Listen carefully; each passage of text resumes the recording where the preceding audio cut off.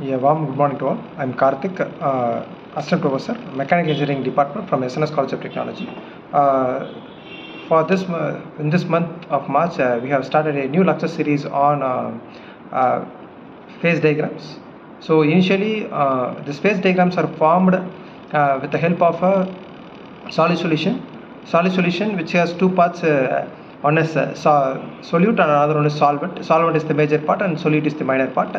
And that too, one thing you have to have noticed that the solvent, which is the larger part, is mixed with the solute. Here, for this example, for this phase diagram, I have taken iron carbon phase diagram.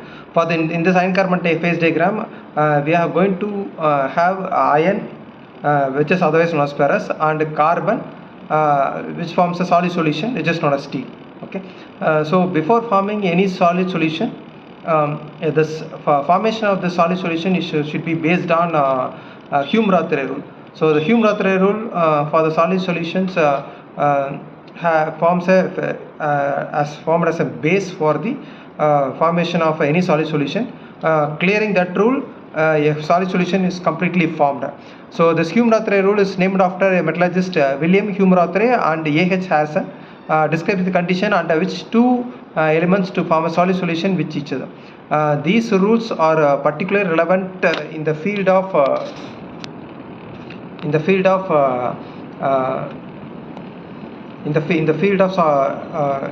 metallurgy, and that too it is in particular it is known as alloy formations. The key principles of Hume-Rothery rules are as follows. First one is atomic size factor. The atomic radii of a solute and solvent atom should not differ by more than or approximately about 15%. If the size of the difference is too large, it may lead to the lattice distortion and also decrease the solid solubility. The second one is crystal structure. The solute and the solvent atom should have a same crystal structure. So if the crystal structure differs significantly, it becomes difficult for the solute atom to fit into the solvent lattice without causing the considerable distortion. So the crystal structure should be same, so that the solute atoms will fit in between the solvent atoms. The third one is valency. As we know, valency is the number of atoms, which is number of electrons which is found in the outermost orbit of an atom.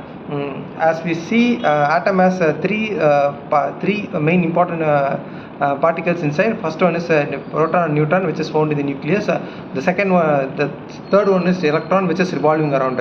So as we see in the chemistry in the school days, we see s, p, d, which is s orbital, p orbital, and d orbital. As it goes on, s, p, d, f, and it goes on. So the outermost orbit should have 8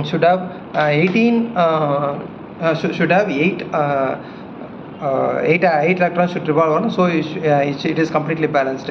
So the 8 which is seen is known as valency. So here the valency of solute and solvent atom should be similar, which helps to form the electron neutrality in the solid solution. And the fourth one is the electronegativity. Electronegativities of the solute and solvent atom should not be similar. In this condition, it helps to minimize the formation of intermetallic compounds, which may decrease the solid solution. So this intermetallic compounds, as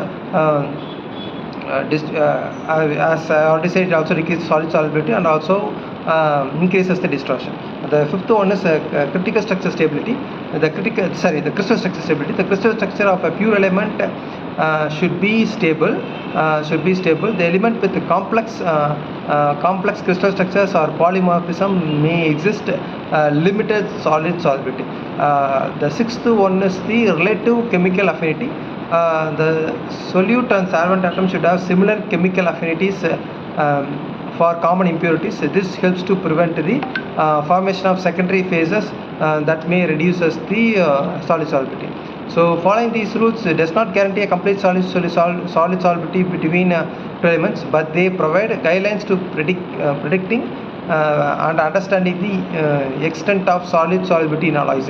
Additionally, deviation from these rules can sometimes lead to interesting properties such as precipitate shortening in certain alloys. And that's all for today. Thank you.